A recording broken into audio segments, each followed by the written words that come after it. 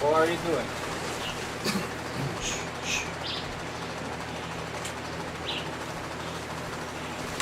Hello, my name's Bob Phillips, and we're doing this interview with in our Lost World Jungle Lodge. Where we are in Belize. We have 25 acres, and we have a lodge here. We're on this is the main building. We're on the front porch. It's afternoon, beautiful day, and we're building a Scottish castle up the road. It's a two-story Scottish castle. We've been working on a year for part of our ministry. We've got cabanas, we've got a tree house in the back. But these are for tourists that come and visit like a regular tourist resort. But what we're going to do when we come is share Christ with them as the Holy Spirit leads. It's not going to be a type of evangelism which we browbeat people. We're just going to be available to share Christ as the Holy Spirit offers the opportunity. We're going to have a reading room in the castle. We're going to have Christian books there. We're going to have a chance for people to come there and read. And then we're going to have mission teams come from anywhere that we can get them around the world to do ministry here. And if you're listening and you as an individual or a group or a church would like to come for a mission team, then contact us through our email address, which is worldmission@earthlink.net. But today I have my dear friend Leland Browder, who is with me. Leland's been in missions for 25 years. He works with us in World Mission. We work together. And he has his own organization called Missions Unlimited, where he's been doing mission work for all those years. And today we're going to just let him share with us something about the places he's been. He's been all over the world in all kind of different situations, different climates. And he's going to share some of that today because we feel like it's of interest to people. So really we'll just kind of take it and share what's on your heart. Yeah, sure. Bob asked some questions, and I explained in the last interview, that I have been on 55 mission trips to 21 countries, and that's not a statement of pride. It's just a statement of fact. It's like a dream that I've been that many times in that many places, and some very unique places. People ask me quite frequently. I get asked, what is your favorite trip, or what was your favorite country? What was your favorite experience? And I said, well, really, as I think through all the trips and all the details of them, I really don't have a favorite because I really enjoy every trip I've been on. I mean, there's been difficulties, there's been things that has been blockades in going in and doing the work. It's almost like the devil sometimes is against you, and he'll throw anything in to try to prevent, and you just have to work through those obstacles. I've told people many times, when you're doing international mission work, and I guess any mission work with you, one thing is to prepare well, be prepared for what you're going to do the best you can. God can change a lot of that, but be very flexible. Internationally, you got to be very flexible in missions because the situation comes up, the experience, vehicle breaks down. You don't get to preach when you think you are, and you just got to be flexible. But anyway, I have been in many places, and I don't have a favorite. I've been in hot climates. I've been all over Central America, in the tropics, and usually it's pretty warm. So you have to deal with the heat. I've been in Russia when it was 11 below, and you had to really bundle up, and I've had my mustache crystallized with little ice crystals that would freeze from your breath, breathing. And I can remember one experience in Russia that was way out from the town of St. Petersburg. We went way out. We caught 3 different trains going out way out in the kind of interior of Russia in a little town called Malavishwa. and I was with a pastor. He was skinny, about the same height to me, and we really hit it off because we just had so much in common. And this pastor pastored 3 different churches in Russia, one in St. Petersburg, one in Malabisha, then another town. And all of them met in an old theater. And when they weren't having theater and showing pictures, they would allow him to go in and have his church service. This one was way out. The snow was about knee deep in a lot of places, and so we were traipsing through snow. But anyway, we would huddle into this theater, and this pastor would stand up and present the gospel, and never forget some of the songs these Russians sang. And it was like their heart, when they became believers, it was really solid. They believed what they were singing. They believed the gospel. This man preached the gospel straight. But in that experience too, while I was there, he took me to an orphanage. And this church, each church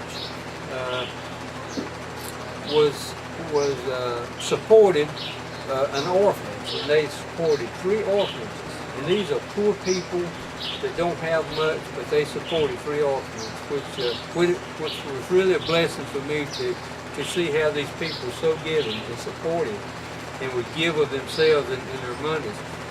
Anyway, we were in this orphanage, and I was there to play my harmonica, to play some music, to do some illustrations, to do some things just to entertain these children in the orphanage.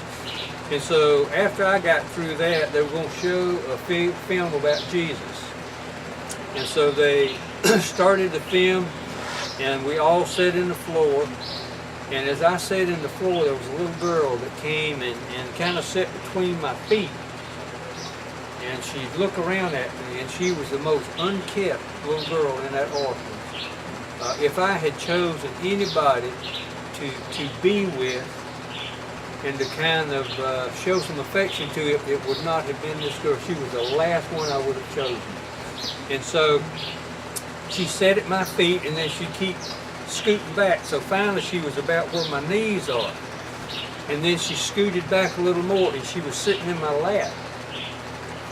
And then she started taking her hand and kind of going through my hair and kind of messing with my hair, and it kind of irritated me. And I looked at the little girl close, and she had a snotty nose. Everything about her appearance was that I would not have chosen her. But as this little girl ran her fingers through my hair, it's like the Lord spoke to me and said, "Leland, how would I act? What would I do if I was there?" And she sat on my lap and ran her fingers through my hair. And I got the message real fast and real clear.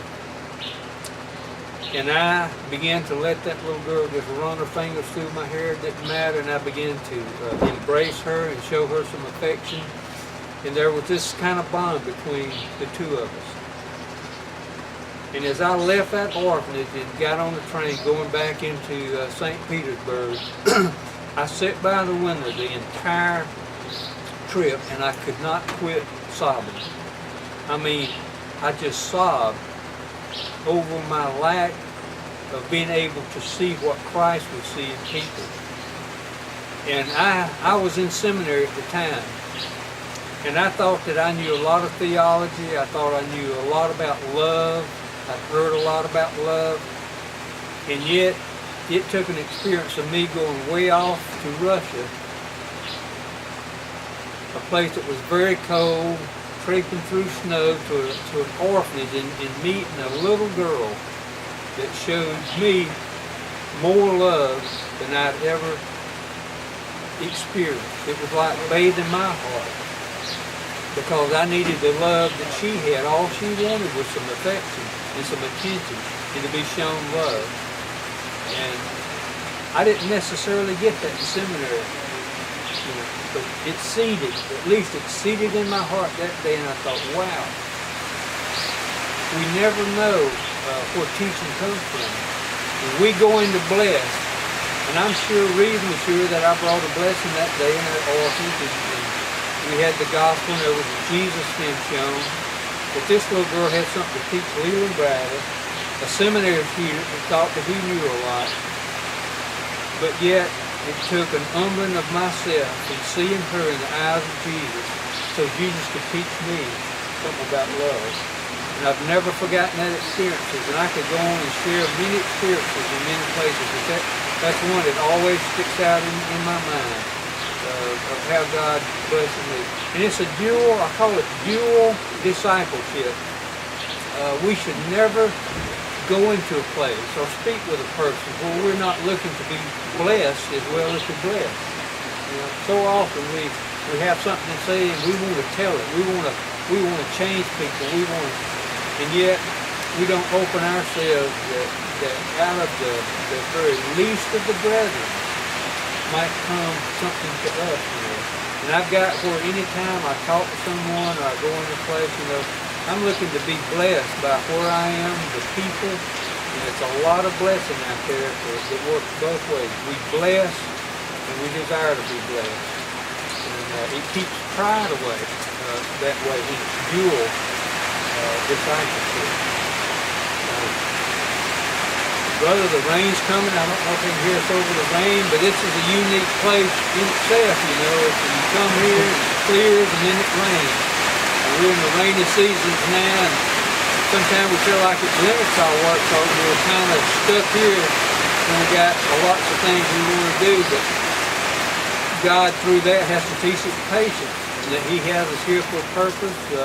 Part of it is maybe to relax and to enjoy each other, and we had a real good discussion earlier with Howie and Bob and myself, and I think a lot of good came out of that discussion. So sometimes the Lord holds us in a place we're not doing what we want to do. Right. He's got the agenda. God's timetable and His clock is a whole lot better than ours. And we'll just lend ourselves to how He wants things done and when and all that. You know, it'll come out good in the end. So we've got the Lord on our side and on our team. So we're never alone. We're never outside of His presence. He says, "Where two or three are gathered in His name." And even in this interview, I looked that God is present. We're doing it in His name and unto Him. And so we can know that He's present here and good will come out of whatever we do.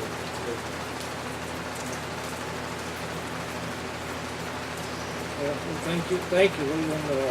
About 5 minutes. You have very quickly. You have another experience, another part of the world you could think of offhand that you might want to share? Just kind of unexpected. This doesn't have anything to do with golf itself, but I've gone to Africa twice. Been to Tanzania. 3 times. I've been to Tanzania twice. I've been to Uganda once. And when I was in Tanzania, well, this is just like God's deliverance, I guess, of how, you know, we go to share the gospel. Sometimes seeing how God delivers us into situations, and we come up to a place where there's a wall and we can't get through this wall. I was in Uganda, and I went out to listen to some drummers. I could hear these drums beating in the background and some music, so I wanted to know what was taking place, and I asked the missionary that I was staying with, you know, if it was okay to go out, and he said, "Yeah, go ahead, you'll be okay." And I was by myself, had my camera, I had my harmonica in my pocket because I do music, and I was interested in where this music would come from. So I walked out, and it was a wedding. They were having a wedding ceremony, and there was drums beating and music going on. And so I had my camera on my shoulder, so I just wanted to get a picture of that and to show the people back home of this wedding ceremony out in the open. So I snapped this picture, and immediately I was face to face with 3 young, probably 30, in their 30-year-old men. I think they had been drinking. I could smell alcohol on their breath. But they affronted me and said, "Why did you take that picture?" And I said, "Well, it was a wedding, and I saw other people taking pictures, so I took a picture." And the guy says, "Don't cheat. why did you take that picture? And I found out later that what they wanted was money. For me taking the picture, they wanted money. And so I told them I took the picture because I played harmonica and I liked music and I wanted to see what the music was about. So I pulled out my harmonica and started showing them that I played music. And the guy says, no, don't cheat, answer me. Why did you take that picture? Who told you you could take that picture? And so I would try to get around them and go on back to the mission home, and they would cut me off. And I knew I was in some pretty serious trouble because these guys were young men. They could have beat me up. They could have robbed me. They wanted my money anyway. And I really was a little bit bold because I didn't want to give them the money because it wasn't my money, it was God's money. People had supplied my needs to come. And so I resisted in giving them money. And so somehow the Lord put kind of a boldness in me. And when one asked, why are you trying to get away from us? I said, the reason is because you're treating me very unkindly. And I don't like unkindly people and for people to treat me unkindly. And that's what you're doing, and I was very bold in it, And so once again, I went around, and when I said those words, it was bold in my approach back to them. They yelled out, give me your money. But I just kept walking, and they didn't follow me. They didn't beat me up, didn't rob me. They could easily, because I had to go through this little narrow pass getting back through this little village, back to the missionaries' home. But I was really glad to get back and safe territory and knew I was safe. And, it taught me some things out there. One thing is not to go out alone. Take somebody with you because you can get into a dangerous situation. And it was a little bit frightening at first until the Lord allowed me to be bold. And anyway, it put a stop to it, and I feel like that God's deliverance was there and delivered me from that situation that could be. I'd heard that there had been some people beaten in that very village. Some missionaries had earlier had been robbed and beaten. So God's protection is over us. If He sees fit to protect us in that manner, it's not that we're in a bubble and that we are always protected from everything, but if we suffer for Christ's sake, so be it. If I'd have been beaten for Christ's sake out there on a mission trip, so be it.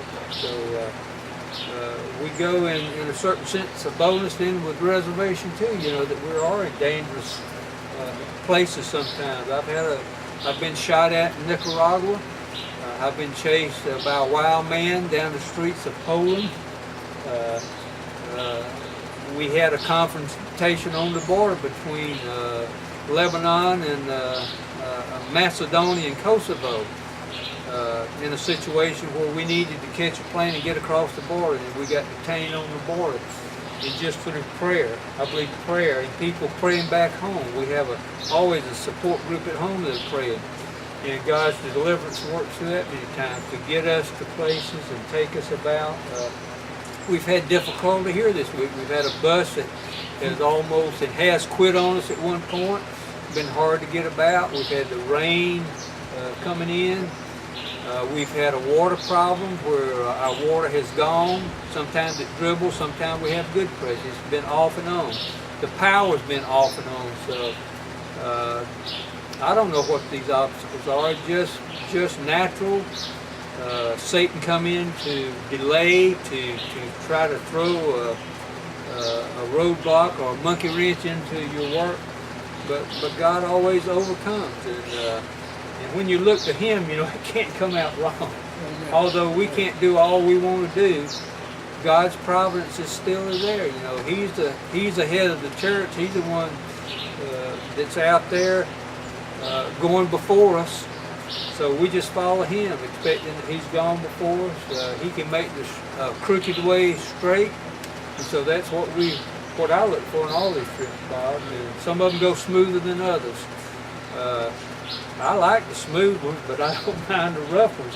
If you go with this man, you can just believe you're gonna have some roughness, because he gets you into adventures that you never knew you were gonna get into. Amen. This man's a dreamer, and he has an adventure, and he wants to explore, and but all that's good. He's a visionary. He had the vision for this place. Some others have been involved in getting the vision down to where it's workable. We have a few buildings now that makes it workable. Here's a place to stay. It has beds. Here's a kitchen. You can go into it and fix food. They're building another place that will house and to have a receptionist. They're going to build a little church up here. But we've used what's been available. We met in the bottom floor of, they call it the castle, this two-story building that's just concrete. It's not finished out. It's just all open. We had our first church service this time up there, put a few concrete blocks and wood to make benches, and we had 18 kids the first night we came, and we sang, we taught them some songs, we shared the gospel in a very simplistic way, and then they sang some songs to us, and they asked questions based on what we talked about. So the next day even, some of the children repeated some of the things that we had said, so it shows that there's something that has stuck in their mind, at least for a while, that God can use at a different time, where someone else can come along. You know, we plant, somebody waters, God gets the increase in the glory. Amen. Well, thank you, Leland, for sharing all this. I want people to see some different aspects of missions in different places in the world and different events. And it's been a very enlightening, and I'm fascinated by the stories you have and the life you've lived. And the reason we're doing this in a series is to share a lot of your adventures and a lot of your, just like the Apostle Paul, the way that God's used to his providence to bring about certain things and salvation and various things. So thank you very much. And I know you've had a rough time with all those bad things in those bad countries, but I'm not to be outdone. And I just told our caretaker, Jeff, to turn the Jaguar loose. So he's coming for you. I'm getting out of here. But seriously, thank you so much, lady, for sharing, and we're just so thankful for your ministry. And we'll be finished with this interview. So thank you, folks, for listening. Amen. I don't know if there's any way in what you're looking for, but I just kind of Oh yeah. Off the cuff.